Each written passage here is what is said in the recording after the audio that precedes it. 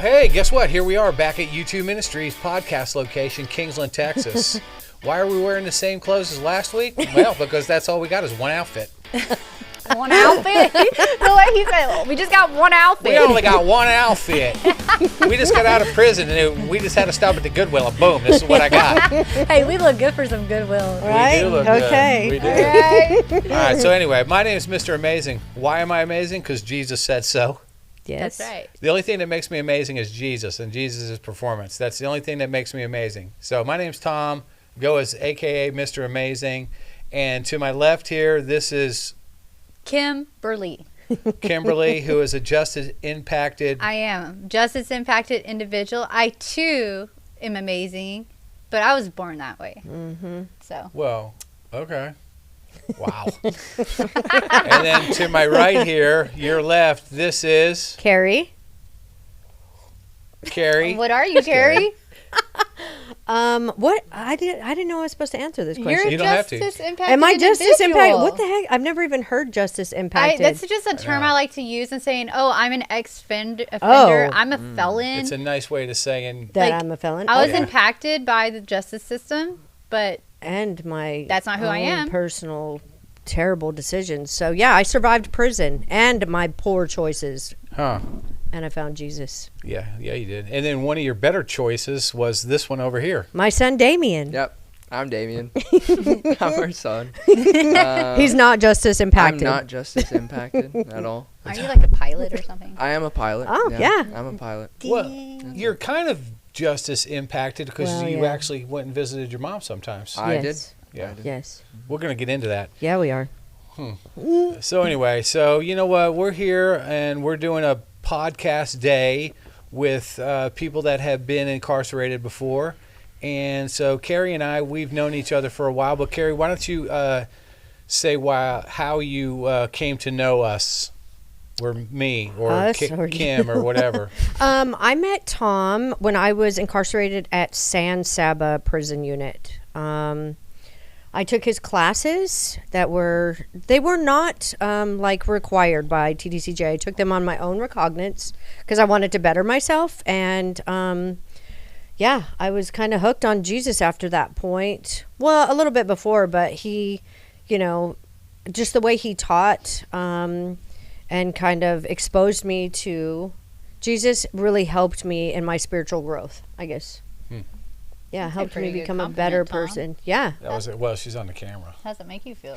Yeah. It makes me feel like she's lying. No, He's I'm doing it for not the lying. camera. He's doing it for the camera. I know. It's okay. She's doing it for the clout. Yeah. Yeah. Follow me. Like, follow, and share. I didn't, Anyway. I didn't even know that your name was Carrie for months. Stop. Maybe for a long time because everybody called you Blondie. Yeah.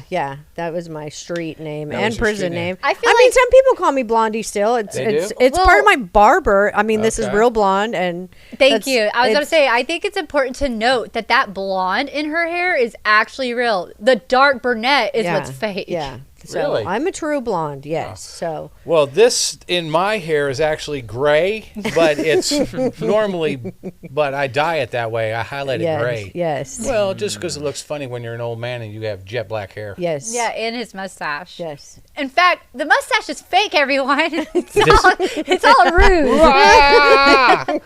That's funny. Well, I got milk on it. Stop.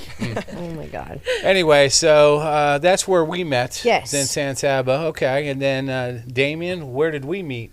We met. I'm not sure which location it is. Oh, I remember. We met when I moved over here, and we met at the down the street. Oh, on yeah, the way. very, very briefly. They were helping me Yeah. move here after about a year Yeah. Okay. being out. He Do you helped me remember move. that? I don't remember anything. Yeah, What? no. It was very, very brief where he just met up with us. It was Yeah. so brief. It was Yeah. just like It was- that. it was Yeah, just but it like was a that. big part of our The wind. journey in my life is, a year after I got out of prison, I saved up enough money. I loaded up a U-Haul. My son and his girlfriend helped me move over here, and we met.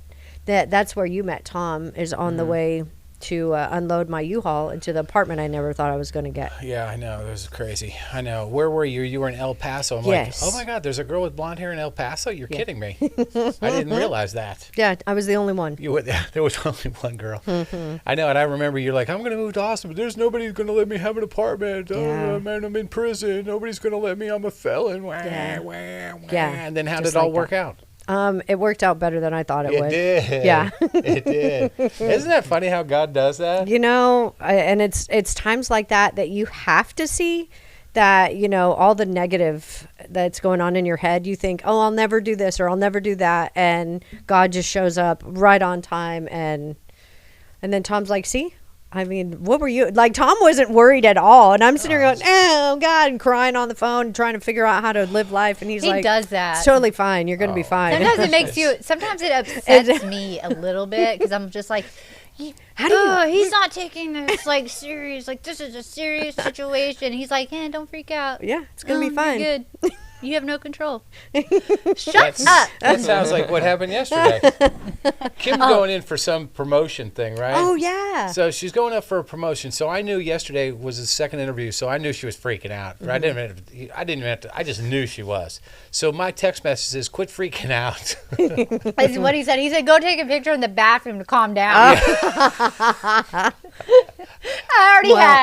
already had in my little collared shirt. Oh my I know, God. I'm so sick of those bathroom pictures. But every time I go to the bathroom now, I'm gonna take a selfie and then post it. That's my new thing. Him in the toilet. Me in the toilet. Me. Duck face. I know. Well, anyway, that's bizarre. That's went off the That's rails funny. quickly. So anyway, Carrie's freaking out, but she's doing great now. You have your own little Business. business, Yes. right? You got your own barberettes. Yes, I have the Blonde Barberette. I have my own barber shop. It's like a suite.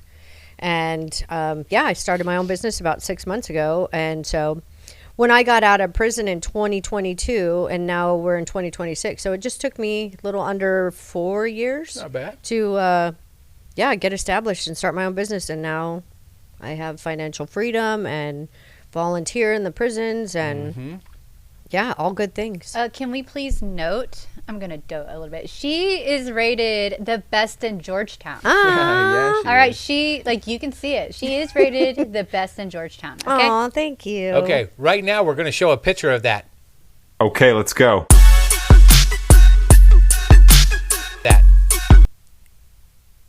That was absolutely one of the best pictures you've ever Yeah, seen, yes. isn't it? And then right now we're gonna show an animated picture of that. Okay.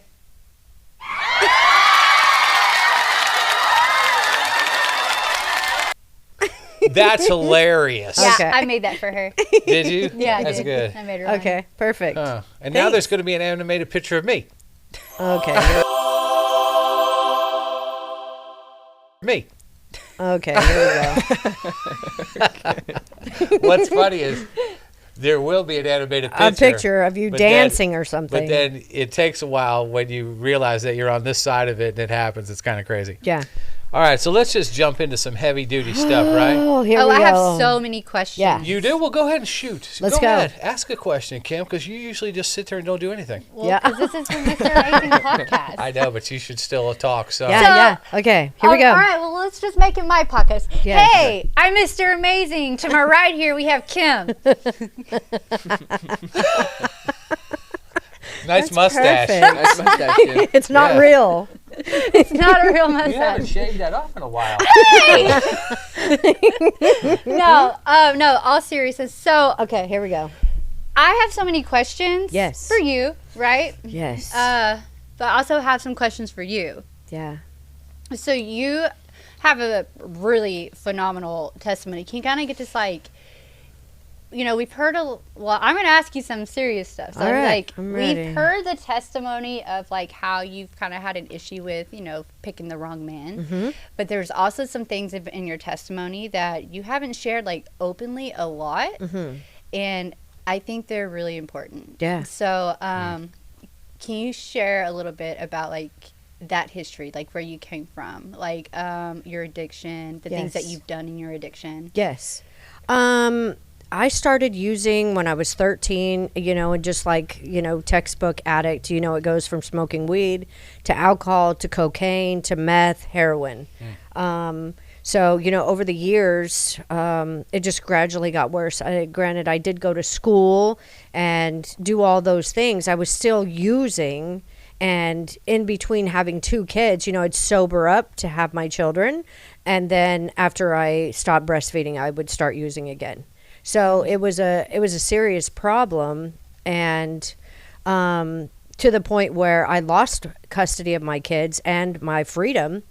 My daughter was, I believe she was 7, I think, and Damien was he was like 6 months or so when I had to basically sign over guardianship to my mother and stepdad. I had to go, I've been to rehab 6 times, prison twice. And during those years, I basically couldn't stay sober. I was in and out of rehab, in and out of jail. And my kids basically got to see me from visitations during short periods of sobriety. When I was locked up or when I was in rehab, that's basically all they ever saw me, and they would, I'm sure, have hope, okay, this is it, she's getting better, and then I would shortly after just start using again. And that's a real hard pill to swallow for any woman that's now in sobriety. I think back and I'm like, I wasted so many years and lost out on so many moments of their lives and them growing up, all the essential years, because I couldn't stay sober. So, the impact it had on them more than me, I could be in all my selfish, I didn't see my kids. And they, I only saw them, their pictures of them while I was locked up. My mom would always send pictures. But the reality of that is what I put my family through and what I put my children through. Like, just they have to live, even to this day, the devastation of why wasn't I good enough? And I know a lot of women struggle with that inside prison, and you'll struggle with it, but then you just rely on Jesus to know that those things will just, if you keep your eyes on Jesus, it'll heal and it'll get better. I don't always have to live in the, okay, I screwed up. It's now, okay, yeah, that's in the past, but these things do get better. They do heal. And being a part of Damien's life every day is evidence of that. Like, if you behave yourself, you can have all those things back that you lost, Yeah. So, anyway. That's So- super good. How old was Damien whenever, I guess, like, the first time he had to visit you in prison? Oh, that's a good question. The first time, he wouldn't remember. He had to see me, and he came to visit me in rehab. And he was, still, like you would hold him because I was in a short-term rehab. The first time he visited me in prison was when I was in San Saba. And that was really difficult, I'm sure, for him to walk through the door and get patted down and all that stuff. Like, He was it's probably just like a little man. yeah. I don't know how old I was. I think I was probably 14 or 15 Yeah. years old. Because you and Ari came to see me. And you guys you didn't live in El Paso? Well, no, Ari didn't come. No, Only Ari you. didn't come. It was just me and Grandma. Yeah. It was me So and Grandma. you drove a long ways, because San Saba's out in the middle of nowhere. Yeah, we drove 6.5 hours, Yeah. I think. 6.5 hours. To see your Um, mom. We Yeah. stayed in like this really bad Terrible hotel hotel. Yeah. out in the middle of nowhere to get rejected from the prison too, because we were wearing the wrong clothes. Oh, really? man. yeah, It runs in the family. Yeah. Oh, That sounds familiar. yeah. Yeah. Don't wear Was leggings to prison. Was Grandma wearing some spandex? I don't know what she was wearing, but she was really upset Wait, that we had hang to go on. back. Can we show a picture Oh, of she what might the have had, outcome like, of that was? Okay. Okay. Okay. Yeah, that's Carrie in Yeah, her that- boom boot because she wore the wrong clothes to prison. Yeah. Whoops. So then you had to go and get some. I bet she had like I a. think she had a spaghetti strap Yeah, on, probably, you or have to have full something. I don't know. sleeves. I wasn't wearing anything wrong, but she was. and she threw And fit. I'm sure. yeah, but as we were going in, it was definitely strange to be there for the first time, Mm-hmm. to go through the doors and have the door shut behind you. Yeah. I've been to San Saba a lot. So when you go into the first little section where you get padded, and then the main room, you go through the metal detector and everything. And then there's the little double thing there, and then you get through that and it says no hostages behind this point. It's real. It's real real when you step in there. It's real. Yeah. And then I think it was they go over all the visitation rules as well. How there's no contact when you're sitting down at the table. You can hug at the end. Only hug when you're standing up. It makes it was so definitely awkward. strange. And it was awkward. And it was the first time I saw you. And I don't know how long. Like ever? Not ever. No. But not a long ever. time. Not ever, but for a really, really long time. And all the moments before that, I just saw you just in a weird place in your life, and I didn't understand you. I didn't understand what you were going through or just anything about you. I barely knew you. I only got to know you in very brief moments, in weekly visitations, if that. So did you see your mom like an active addiction? I guess. I don't. He was too young. Yeah, I was too young. My daughter saw more of that, but he was very protected from that when my mom got custody of him, because. And that's okay. And it's perfect. I mean, I am so grateful that my mom and stepdad they were in a place to take my children, because I couldn't, no matter how hard I tried, I still couldn't do it. But thank God for that blessing in their lives and mine. Yeah. So I have a daughter that I left when she was 2. I went to prison when she was 2, but before that, I was obviously leading up to prison, like I was in active addiction, so she's not going to be old enough, like she's not old enough to like remember that part, but she knows that part. Right. And I think that's his situation too, like he doesn't really remember. So, but you had like a supportive family, right? That of them, they didn't want to support me. That's for sure. Of them, but they were supportive of like you having a relationship with your mother. Yeah, kind of. I mean, well, yeah, with conditions. Yes, it was conditional, because I feel like they still knew that she was going through 100% the process. Yeah, and I could only see her maybe for a night or two, or maybe we could go down to El Paso and spend the weekend, do a little vacation with her. But it never got close to the point where, I'm going to go live with her. I never had the thought of living with my mom. No. How close do you live to your mom now? Oh, we live right next to each other. It's so funny. It's so funny because when he was little, it was one of my sober periods, but he was in the back seat, still in his car seat, and he was like, "Mom, I love you so much. I want to live with you forever." And I thought it was one of the cutest moments.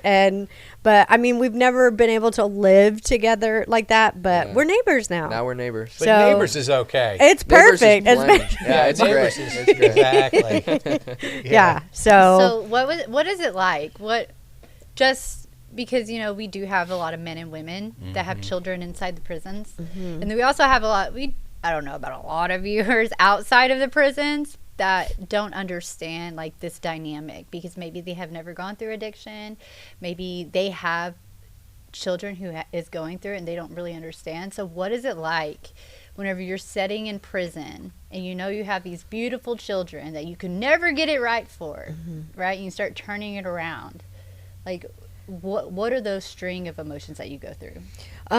Well, there's a lot of guilt and shame, of course, but while I was in there, I made sure to keep contact. I made the phone calls. I wrote the letters. I put in the effort, because the one who took away the effort, essentially. So I made sure, regardless if I was getting rejected or not, I was still planting that seed. And it got to the point where I didn't write and say I'm so sorry anymore. I got to the point in my spiritual growth that I knew I was forgiven. Now it's time to just be a mom, a friend, a woman, and stop apologizing. They already know they already know. I already They know you, this you story. said you were sorry too many times. Yeah, you know? like you get tired of hearing, Yeah. I'm sorry.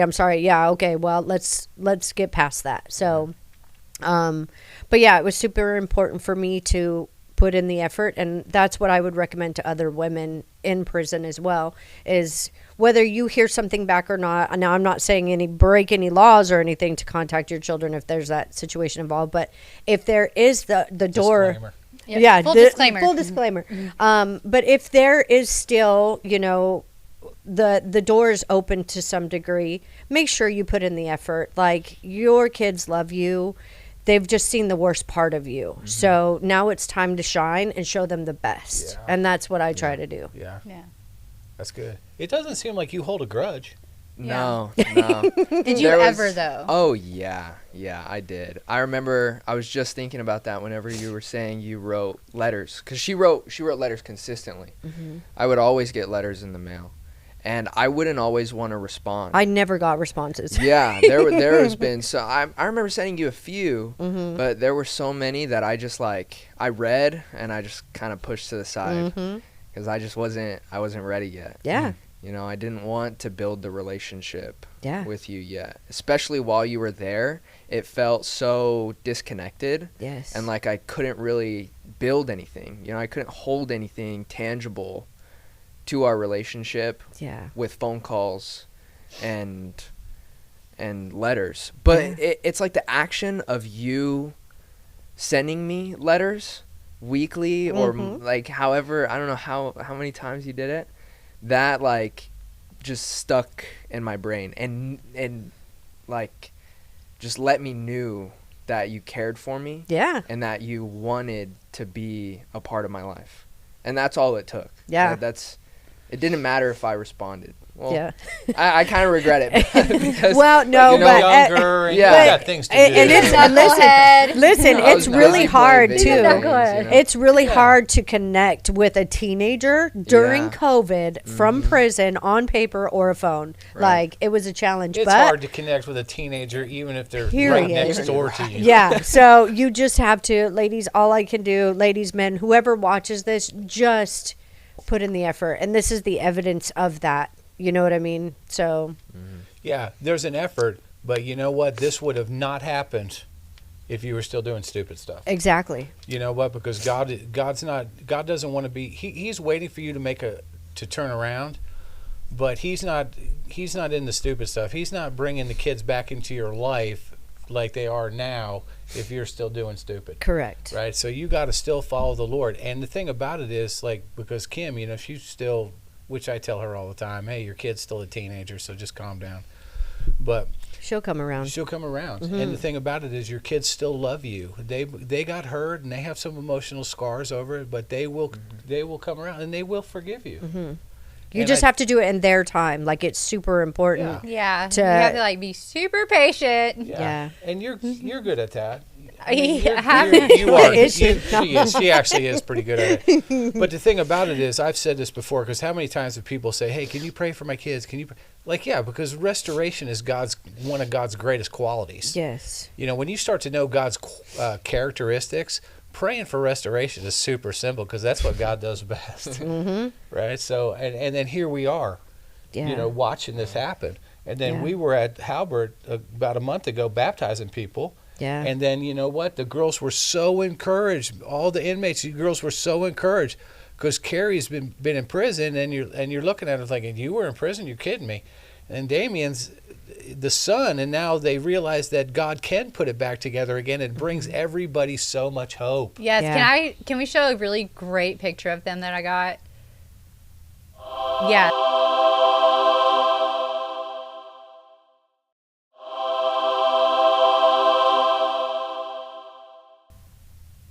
Yeah, that was Damien baptizing people. Oh yeah, it was a great time. Oh yeah, you didn't know. I didn't know that. Wow, you do have some good stuff. Yeah.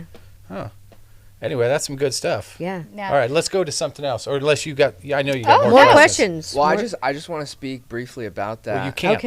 Okay. I can. But go ahead. No, you absolutely can't. Only him. You're not allowed to talk. Turn off the mic. No, I'm just kidding. Well, you were talking about how the women need to stop doing stupid things, right? And that's exactly what I thought about my mom. I was like, okay, Mom, You got to stop doing stupid things now. Like, it's time. Yeah. And whether or not I knew it, whenever you were in prison and you were taking the steps, when you got baptized, that was a step. When you started showing up to the Bible studies, that was a step.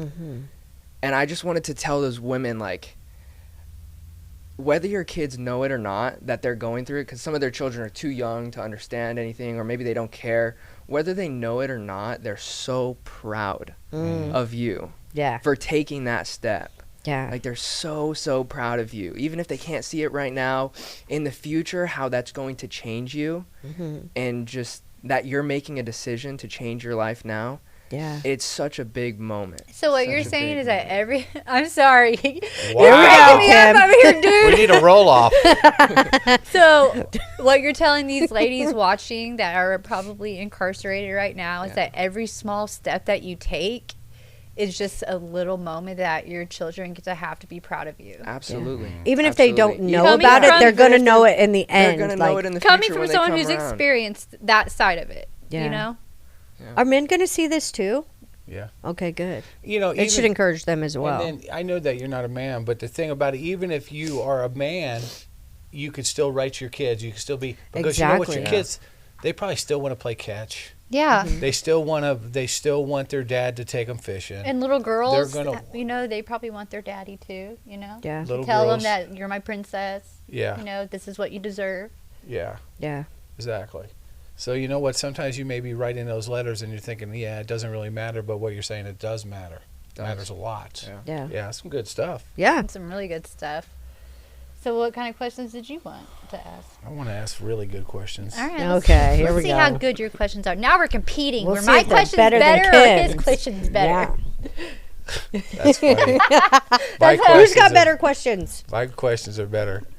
So when you got out, you've had, I don't really know you that well, but I do know that for some reason you feel as though you got to have some man in your life. Oh, God. Right? So, you know, but it's one of those things in the prison system, right? Because, you know, we had Trey talk about when he got out and then he gets hooked up with a girl that wasn't the right one for him.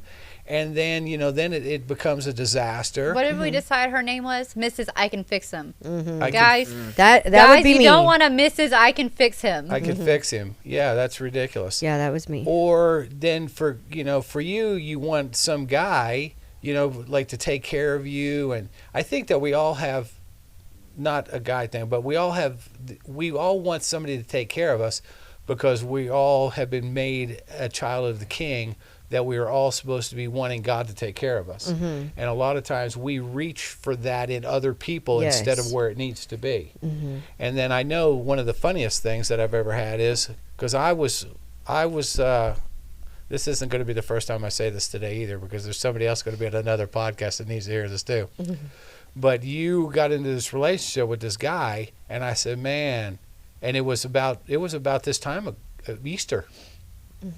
But A little before.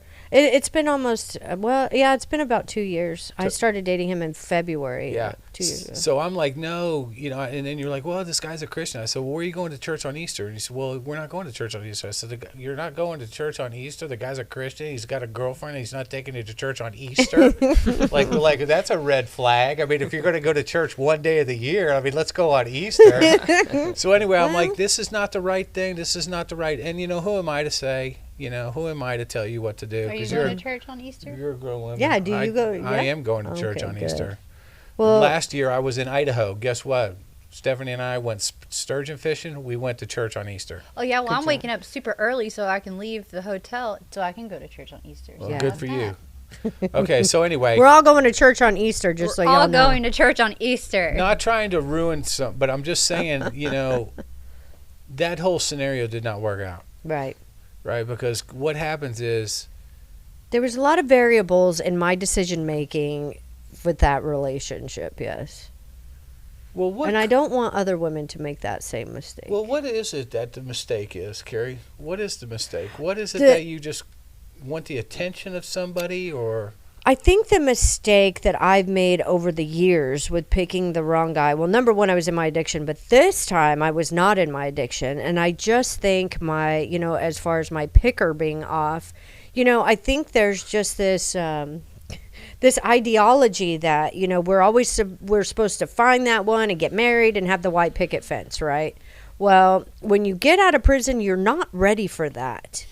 And, Tom advised me of that. They advise you that, and several different, like AA and all that stuff. And whatever it is, it's just not a good idea to get involved in a relationship when you get out of prison. Now, granted, I was out for a year, but I was still not ready to be in a relationship. So, of course, I was lonely. I wanted attention. I hadn't been with somebody in a very long time. I was in prison for 4 years, and then I hadn't been with anybody in 2 years. So it was a loneliness thing. But in that loneliness, I made the wrong decision in the person, and it was just definitely character development and a lesson learned. But, it's definitely, that bad situation definitely helped me get closer to God and really start evaluating my core values in what I needed a man. I've got my standards so high that, Jesus is basically going to have to sit next to me and say, hey, here's my homeboy. You should hook up with him. And then even then, she's going to be like, even then, I'm going to be like, are you sure? Because I don't know. If Jesus comes down and tells you homeboy, I'm going to be questioning the whole thing. Exactly. So anyway, you get the idea.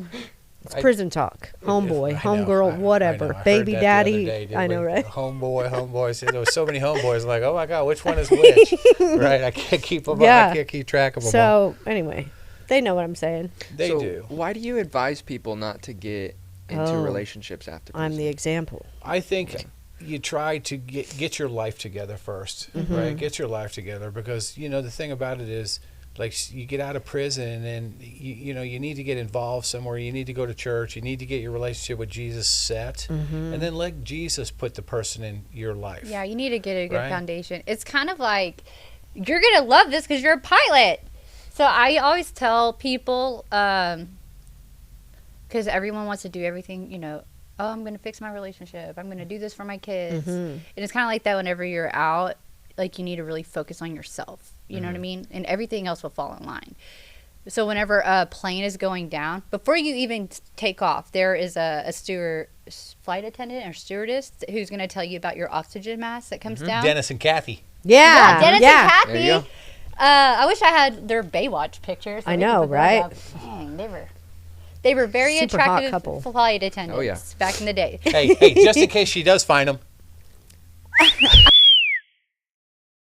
Oh, yes. I'm gonna text them and ask them. Yeah. So, the stewardess tells you, like, okay, if the plane, if an emergency, if it's going down, here's these oxygen masks, right? So one thing that humans do is we immediately are going to put the oxygen mask on, like, the person next to us, right? But they instruct you not to. So if the plane is going down and you're sitting next to your children or next to someone you love deeply and the plane's going down, the first thing you're going to want to do is, like, in a panic, is start helping put their mask on them. But in doing that, you're going to start losing, oxygen, and you yourself are going to be at risk. And so then what happens, like, let's say you have a child that you've done this, but then you lose oxygen and you pass out, you don't make it. It's like that. We try so hard to be everything else that other people want us to be whenever we're coming out of recovery or prison or whatever it may be. And that's kind of the analogy I always use. Like, you have to put your oxygen mask on yourself first when the plane's going down, because that's kind of how it feels like whenever you're, like, trying to rebuild your life. It's like you're in a plane going down because you have no idea what's about to happen. Yeah. And maybe the plane's going to come up or maybe it's going to crash, but you have no idea. You're just really trying to survive it. And so it's really important for us to put our oxygen mask on ourselves first before we try to do anything for relationships or children else. So it's like that. It's crazy when you get out too. You're like heavy. You have this heavy burden to fix, find a job. You want to fix everything. You want to get job, house. You want it all, and it's just overwhelming. Yeah, and then on top of it, you have all these, like, other stipulations that you have to have, or else you go back to prison, or and then you're trying your old addict, so you're trying not to get high, you're trying not to put yourself in situations that might lead to that, you're scared to go around people. I was locked up for 12 years, and I've heard people who's only been locked up for 3, it's hard for you to go back into public because like you have like anxiety and you're stressed over all the people because you're not used to all of it. I was so nervous the first time a little kid like ran across my like just across an aisle at the store, because I have never had a visit, so I was never around children, even though, you know, by nature I am a mother, but I haven't seen a small child since, you know, I was 23. You know, so the first time I ever seen a small child like run past me just free, I was like, what the? Yeah, You know, it freaks there's you just out. a lot of trauma that goes It does. into addiction and into prison sentences and so you need to like really focus on like grounding, getting grounded in that, like in yourself and in Jesus and God, and just like rebuilding, because you have so much pressure and then you have all these insecurities that make you just feel like you're never gonna amount to anything because of all the stuff that we've done. So it's just a lot. Freedom, that moment of freedom that we all desire when we're in prison to get out and get our life started again, so comes with such heavy baggage, but it's so worth it if you just stay on the right track. Yeah. It So is. yeah. Yeah. But then also, you know what? God didn't really just drop you, even though you finally had to drop that guy. And then, you know what? At least you made your mind up, because you know how guys are, man. They always try to regroup, but things never change, right? No. And then so now you're doing good, and you know that you don't need him. And then, you know what? God will put somebody else in your path. But then you I'm good for now. Hopefully you learn that you need to be friends with people, because guys can fake you out for a while. They can. I was good at it. I bet you I were. bet you were slick. I was slick. I was His a picture player. is Tom When he was younger and Right here? slick. Oh, and that's faking you? it out. Yeah, he was faking faking chicks women out. out all Yeah. day long. Mr. Slick. That's Mr. Slick. I was a player. Yeah. Don't ever say Yeah, just noticed your mustache isn't on. because it messes with the It light. messes, Oh, okay. with the light. Boo.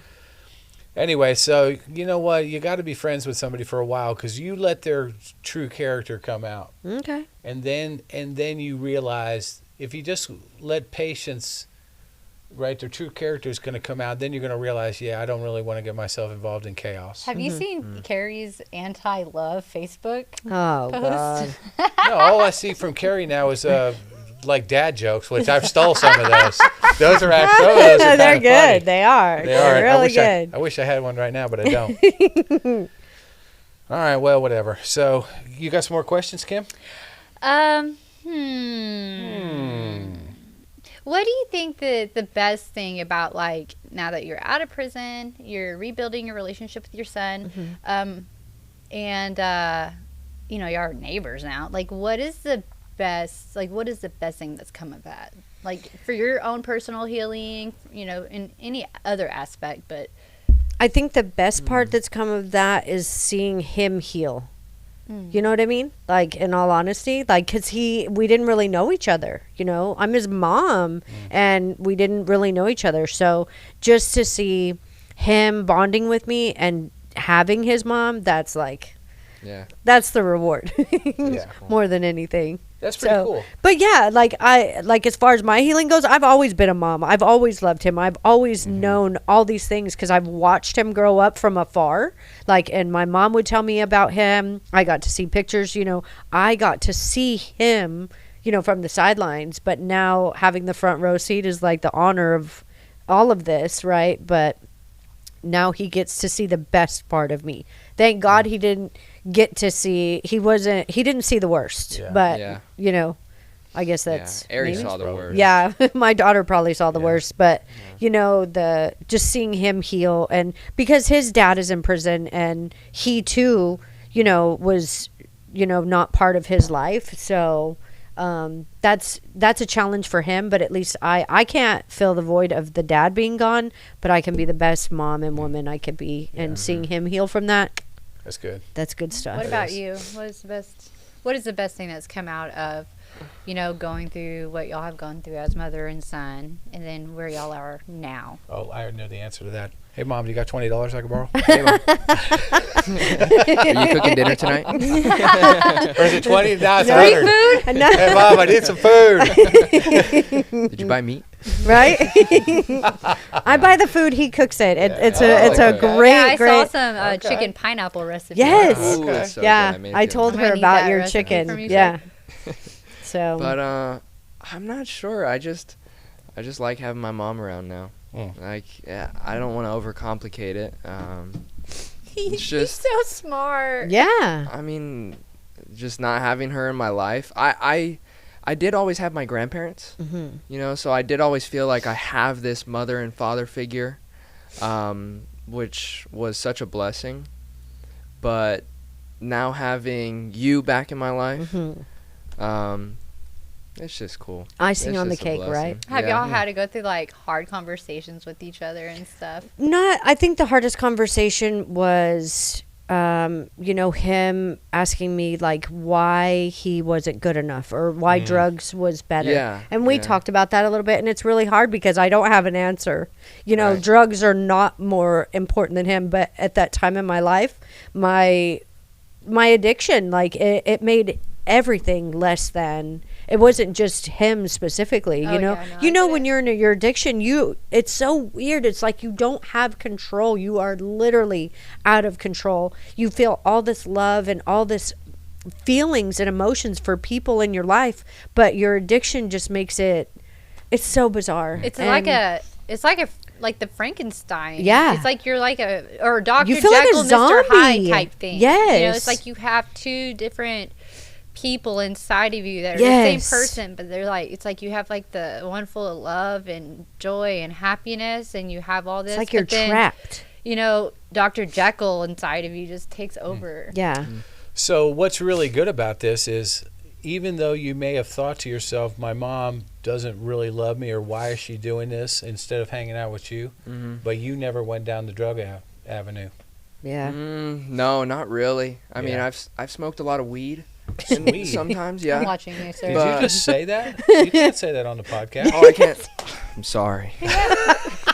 Who has not smoked a lot of weed? Anybody? Raise your hands. Nobody. Okay. But he can't do it now. All right, let's clear.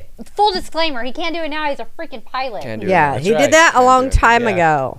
Yeah. Yeah. But that never really took me anywhere further. Yeah. I always felt like I had an example of who I didn't want to be. Yes. Yeah. That is You know? so That's good. good. Yeah. That's good. But there's something that you may not realize, and there's something that your mom, she does realize. She may not know the answer to this question, though, is the reason why your mom did drugs, it wasn't because just one day she wanted to do drugs. So there was something that was happening to your mom when she was a little kid Yeah. that caused the trauma and the lose the hope and that.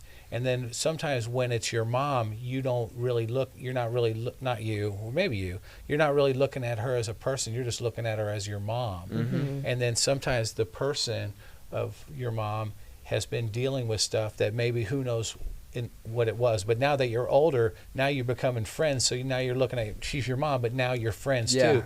So then you can look past it. So Have Carrie, more understanding. Oh, right? sorry. So what was it? What was it like when you were growing up? What was it that made you? Did you just want to fit in? Did you just want to be accepted?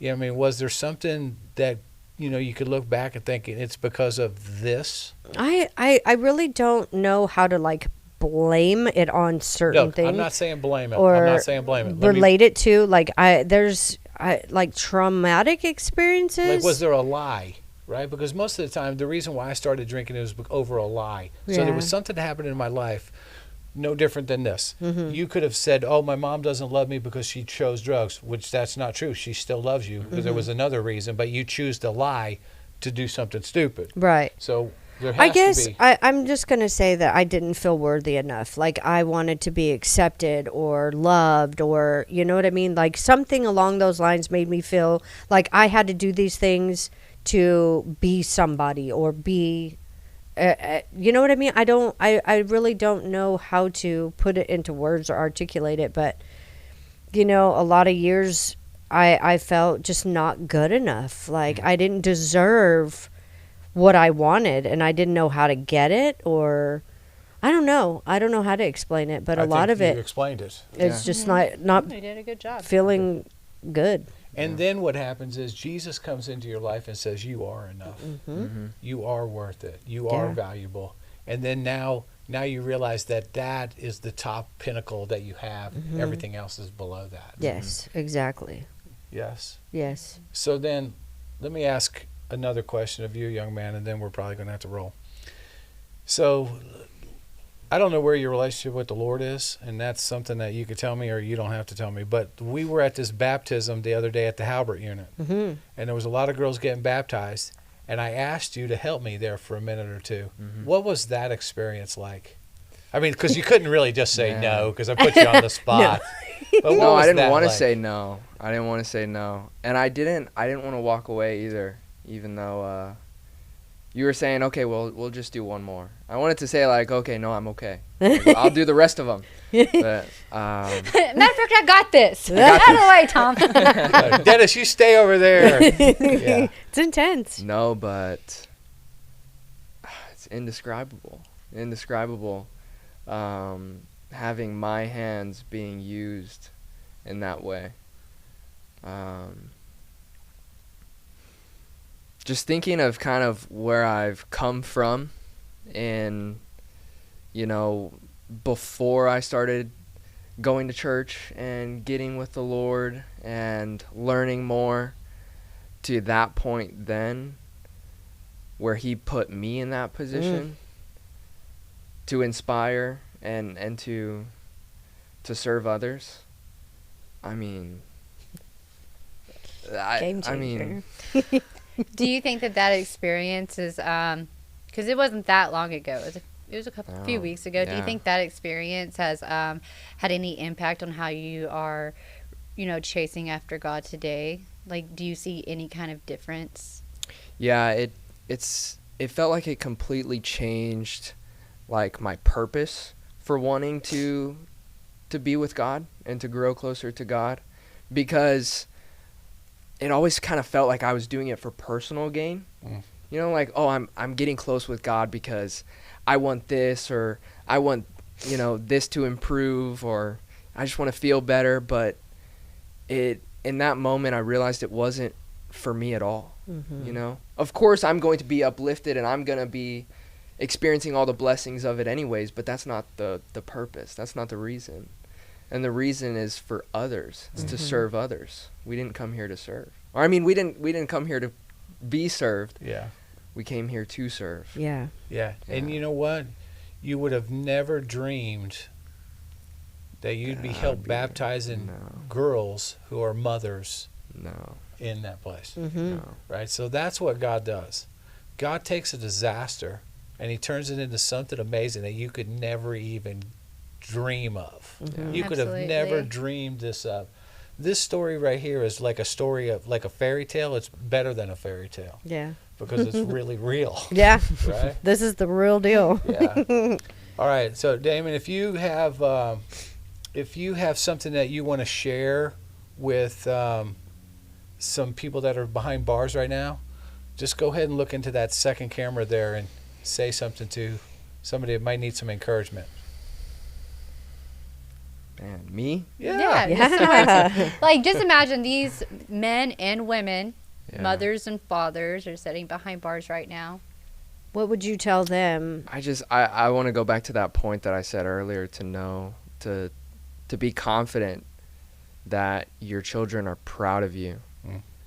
They're really proud of you for taking the steps that you're taking.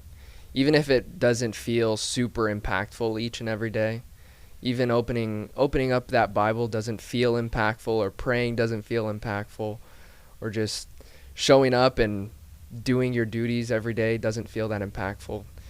You know that you're working towards a better life for yourself. And you know that you're doing it for other people, not only for you, but for your family, for your children. And they're so proud of you. So proud of you. Oh, I'm so proud of you. Oh, God, can y'all stop? I know. Kim's not going to be able to handle this. Carrie, how about you? I just want to tell I don't know which camera to look Just at. look at this one. Okay. I just hope this just seeing me and my son here inspires you, men and women, that if you put in the work and you can restore your relationships. I'm not going to promise that it's going to be an easy road, because there were moments where Damien was like, "Who are you?" You know, and I had to accept those moments, but I pushed through them, and I kept showing up, and I kept, I didn't push, but I just kept showing up, and I just kept being the best person I could be. And if you can see the evidence of that, and you can do it too. And the best thing that you can do is keep Jesus on top of everything you do. Every step you take, every word you speak, if it doesn't line up with the Bible or what Jesus teaches, just don't do it. Period. Jesus doesn't want you to go out and get high or beat people up, or, none of those things line up with what we're supposed to do as human beings. And, it's super simple. Jesus, and then everything will come. Chase God, and the blessings will chase you. Yeah. Good. Yeah. Kim? I'm going to speak from a different, you see how wonderful things have come together for Carrie and her son. There are going to be times whenever you're reaching for restoration and you're being patient and you're holding on hope, and it doesn't seem like it's going to come. Right? But even in those moments, it's still really important to show up. Because even if you don't get like the big picture like this, like you still get little snippets. Our children do love us, and they do care about us. We just made some mistakes that broke some trust, and it takes a while to build that. But you can't lose hope. You have to just pray and pray and pray that one day that it's all going to come together, and you just keep showing up.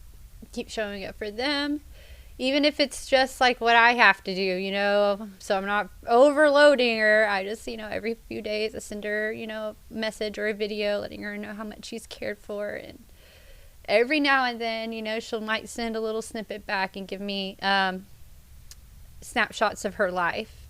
That's how it goes, though. That's how it started, too. It's in those moments when you get to, really know that there's something happening, and there's some inner working that is coming into fruition. You just don't know what it is yet. Just wait for those moments. It's worth waiting for. That our babies are worth waiting for. Yes. So even if they become adults, and it takes that long, it's okay. It's okay. Just show up. Just show up. And don't lose hope, and don't give up. And don't give up on God because of it, because He is going to work it out.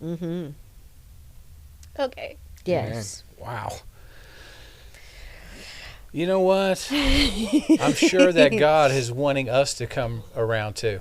Yeah. Because you girls want to have a relationship with your kids, and I'm sure you can just imagine how Jesus wants to have a relationship with His kids.